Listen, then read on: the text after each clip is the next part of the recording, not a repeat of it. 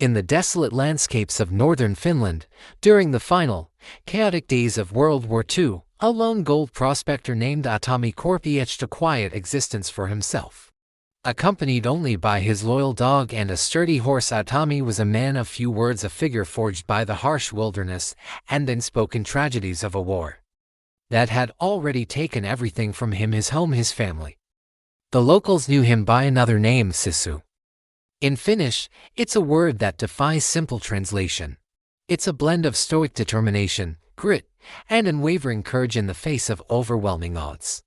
It's the will to fight when all seems lost. And Aatami was the living embodiment of sisu. One day, after years of patient searching, his pickaxe struck something extraordinary. Not just a small nugget, but a massive vein of gold. He had found the mother lode, a fortune that could redefine his life. With painstaking effort, he unearthed the treasure, stuffing every last piece into his saddlebags. His plan was simple: get the gold to the nearest town and finally leave the war-torn north behind. But fate, as it often does, had a far more treacherous path laid out for him. As he journeyed across the bleak Lapland wilderness, the rumble of an engine broke the silence. A platoon of retreating German soldiers, led by the ruthless SS officer Bruno Helldorf, crossed his path. They were a desperate and cruel bunch, scorching the earth as they fled the advancing Allied forces. At first, they were just going to pass him by, another old man in the middle of nowhere. But then, they saw the weight of his saddlebags. Their curiosity turned to greed, and they stopped him. A quick search revealed Aatami's incredible find. Helldorf and his men, seeing the gold as their ticket to escape and start new lives, didn't hesitate. They beat Aatami, took his gold, his horse, and left him for dead. But they gravely underestimated the old man. Aatami wasn't just a prospector, he was a former Finnish commando. A legend whispered among Russian soldiers who had nicknamed him the Immortal for his uncanny ability to survive and inflict devastating losses on his enemies. As he lay battered and broken, something reignited within him. It wasn't just about the gold anymore. It was about retribution. They had taken the last thing he had, and now they would pay with everything they had. The hunt was on. Aatami, with nothing but his sisu and his intimate knowledge of the land, began to stalk the platoon. He was a ghost in the tundra. The first soldier who strayed from the group to relieve himself met a swift and silent end, a knife thrown with deadly precision. The soldiers found his body, a chilling message that they were not alone. Panic began to creep into their ranks. Who was this old man? How could he be doing this? Their convoy continued, but Aatami was relentless. He used the terrain to his advantage, setting up deadly traps.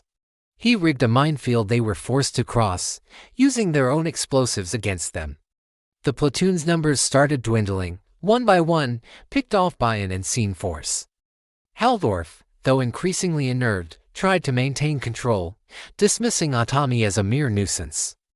He ordered his men to find and eliminate the old man, but it was like trying to catch smoke.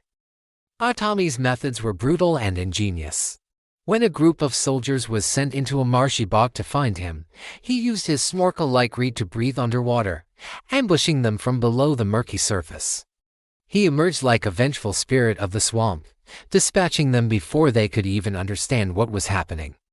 The fear among the surviving soldiers was now palpable. They weren't just fighting a man, they were fighting the wilderness itself, personified in a silent, determined old man. The conflict escalated. Aatami managed to get his hands on some of his gold, but in the ensuing chase, he lost it at the bottom of a lake.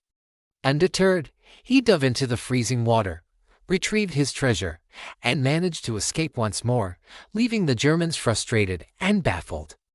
They had a tank, machine guns, and superior numbers, yet they were being systematically dismantled by one man with a pickaxe and an unbreakable will. Helldorf grew more desperate. He realized this was no ordinary prospector. He learned of Aatami's past, the legend of the Immortal. The fear he saw in his men was now mirrored in his own eyes. This wasn't a fight for gold, it was a fight for survival against a force of nature. In one of the most intense sequences, Atami's dog was injured, and he had to put the loyal animal out of its misery. This personal loss only hardened his resolve, stripping away the last vestiges of the quiet prospector and leaving only the warrior. The chase led them to a downed German transport plane. Heldorf, with his two remaining men, saw the aircraft as their final escape route. They loaded the gold and prepared for takeoff, believing they had finally left Aatami behind. They were wrong. In a breathtaking display of pure audacity, Aatami galloped towards the accelerating plane on his recovered horse. He launched himself from the horse, pickaxe in hand, and embedded it into the fuselage of the aircraft as it lifted off the ground. He was airborne, clinging to the side of the plane, a testament to his sheer, unbelievable determination. Inside, the soldiers heard the scraping. They opened the door to find Aatami clinging on for dear life. A brutal, high-altitude battle ensued. Aatami fought his way inside the cramped plane. The confined space negated the Germans' firearms, turning it into a primal, hand-to-hand struggle.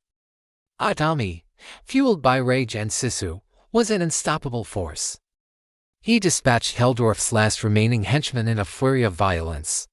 Now, it was just him and Bruno Heldorf. The SS officer, finally face to face with the men he had dismissed and tormented, was terrified. They fought fiercely over the controls and the bags of gold. The plane was damaged, losing altitude fast. Aatami wasn't just fighting for the gold, he was fighting to bring this monster down. He secured the gold to himself, but his primary goal was justice. In a final, desperate act, Heldorf strapped a parachute to a bag of gold, planning to bail out and leave Aatami to die in the crash. But Aatami had other plans. He grabbed his trusty pickaxe, hooked it onto the parachute harness as Heldorf jumped, and tethered the officer to the crashing plane. Heldorf's escape was short-lived. Instead of floating to freedom, he was anchored to the plummeting aircraft, his terrified screams swallowed by the wind as the plane, and his fate, plunged into a swampy bog below. Aatami, meanwhile, had his own problem. The plane was out of fuel and going down. He spotted the pilot's dead body and saw a life raft release handle. Thinking quickly, he grabbed onto it, pulled the cord, and the raft inflated, cushioning his fall as the bomber finally crash-landed. Battered, bruised, but alive, Aatami Korpi had survived. He had reclaimed his gold, and more importantly, he had delivered his own brutal form of justice. The final scene sees Aatami, ragged and weary, stumbling into a newly liberated Finnish city. He walks into a bank, drops the muddy, gold-filled saddlebags onto the counter, and speaks for the first time in what feels like an eternity. The stunned bankers look at the massive pile of gold nuggets, then back at the silent, weathered old man. One of them asks him, "Who are you?" Aatami, finally allowing himself a moment of peace, simply dumps the rest of his gold onto the counter, looks them in the eye, and says, "I'm going to kill them all." Wait, no, that's not right. He doesn't say that. He's a man of few words, remember. The real beauty is what he actually does. He just sits down, covered in grime and blood, and finally asks for a smoke. After everything he's been through, after single-handedly destroying an entire platoon, all he wants is a quiet moment. He doesn't boast, he doesn't explain, he lets his actions and the pile of gold speak for themselves. That, right there, is the true essence of sisu. Thanks for watching. And don't forget to subscribe for more epic stories.